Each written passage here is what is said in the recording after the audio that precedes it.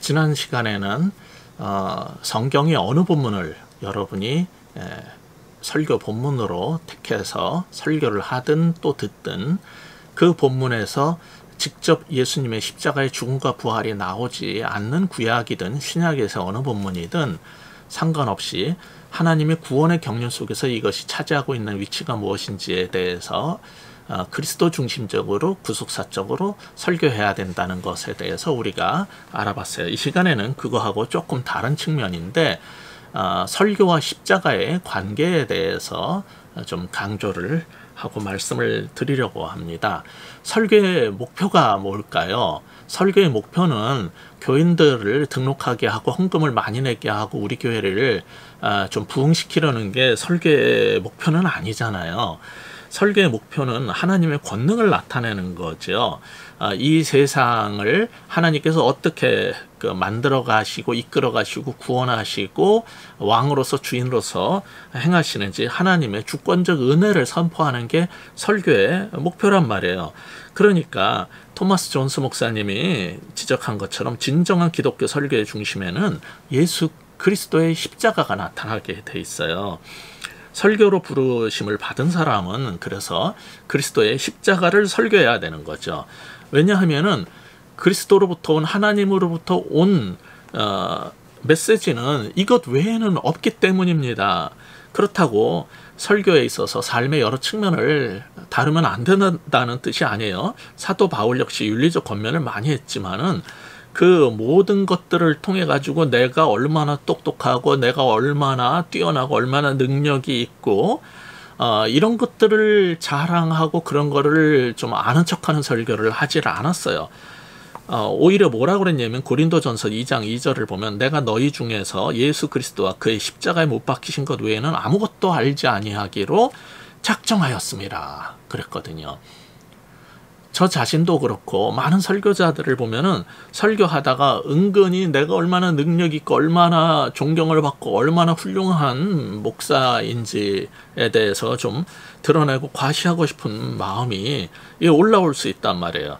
그런데 우리는 설교 시간에 그리스도의 십자가보다 나 자신이 그리스도의 십자가보다 또 다른 얘기가 더 중요하게 올라오게 하면 안 된다는 거죠. 이런 문제가 발생하지 않으려면은 설교를 시작하기 전이나 후나 과정에서 십자가가 굉장히 중요한 역할을 해요. 그리스도의 십자가를 통해서 하나님께서는 설교에서 우리 인간의 두 가지 문제점을 극복을 하셨어요. 첫째로는 십자가가 설교에서 하는 기능 중에 하나인 객관적 측면이에요. 이 설교를 할 때마다 설교자 입장에서는 나의 이 부족한 설교로 또는 나는 능력 있는 왕이 아니고 하나님이 아닌데 나의 부족한 이 말을 통해서 하나님의 구원의 역사와 어떤 놀라운 변화가 어떻게 나타날 수 있을까 항상 자신의 부족함 때문에 고민을 하고 내게 능력 없음 때문에 고통을 받는단 말이에요. 그런데 그런 문제점을 극복할 수 있게 해주는 게 바로 십자가라는 거예요. 설교에 있어서 그 설교의 권능이 나타나고 변화를 일으키는 즉 설교의 유효성의 보증은 무엇이냐면은 십자가예요.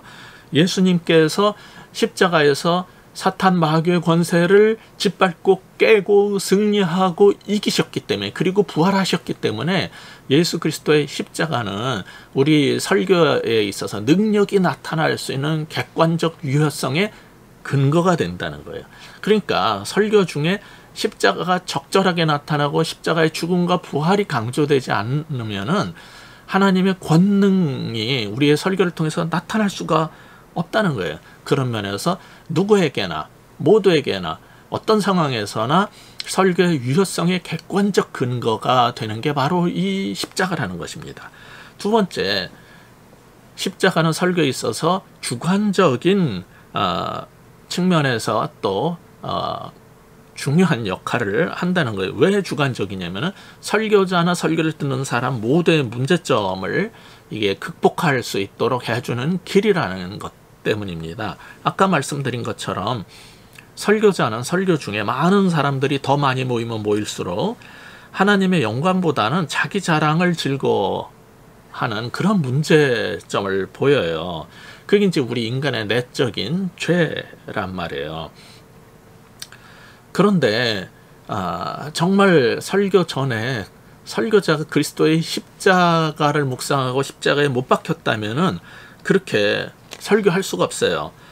아무 육체도 하나님 앞에서 자랑하지 못하게 하려 함이라는 고린도전서 1장 29절 말씀이 우리 설교자한테 이게 나타나려면 먼저 내가 십자가에 못 박혀야 된단 말이죠. 그래서 자랑하는 자는 주 안에서 자랑하라. 이게 이제 새겨져야 되는 거예요. 그래서 바울에게는 설교 사역의 궁극적 목적은 너희 믿음이 사람의 지혜에 있지 아니하고 다만 하나님의 능력에 있게 하려 함이라고 그랬어요.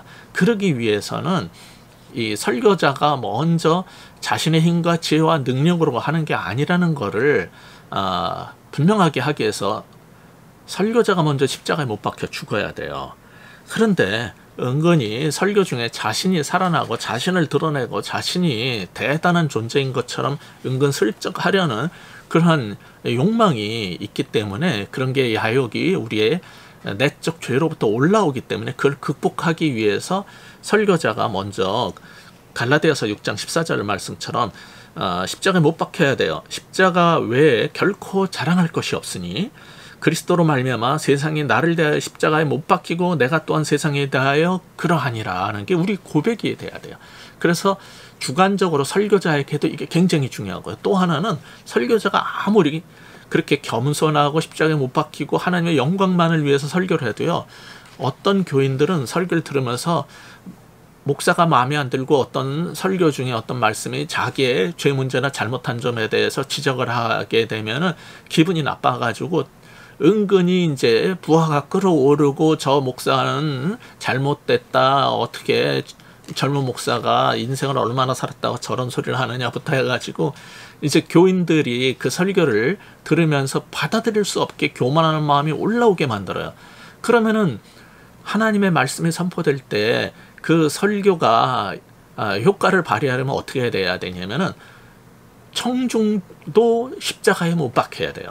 내 교만함과 내 자아와 내 속에서 올라오는 그런 반발감과 모든 것들이 십자가에 못 박혀버려야 돼요. 그러니까 목사에게만 뭐라 그럴 게 아니라 설교를 듣는 교인도 십자가가 주관적 그 설교 유효성의 근거가 되기 위해서는 주관적으로 자신이 십자가를 경험해야 되는 거예요. 설교 속에 십자가가 언급되고 또는 하나님의 복음에 대해서 다루게 될 때 교인도 자신을 먼저 십자가 못 박고 자신의 그런 교만함을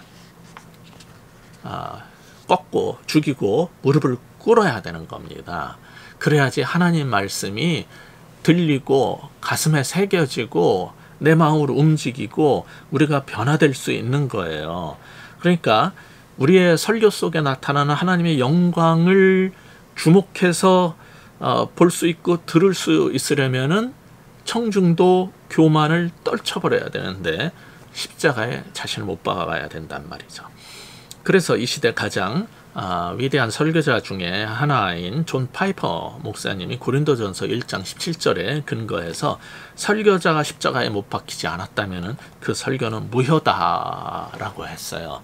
설교자는 이 말을 기억해야 될 것이고 교인들도 자신이 과연 십자가에 못 박혔는가, 왜 목사님 설교를 들을 때마다 반발감이 올라오고 그걸 무시하고 설교자에 대해서 우습게 생각하고 그 하나님 말씀을 전하는데 인간의 말로 듣고 거기에 대해서 대적하려고 하는가에 대해서 깊이 생각해보고 이런 일이 우리 가운데 벌어지지 않도록, 그래서 온전히 그리스도의 십자가의 복음만 나타나고 하나님의 영광만 드러나는 그러한 예배 시간, 설교 시간이 될 수 있도록 우리 다 함께 그런 자세로 설교에 임했으면 좋겠습니다.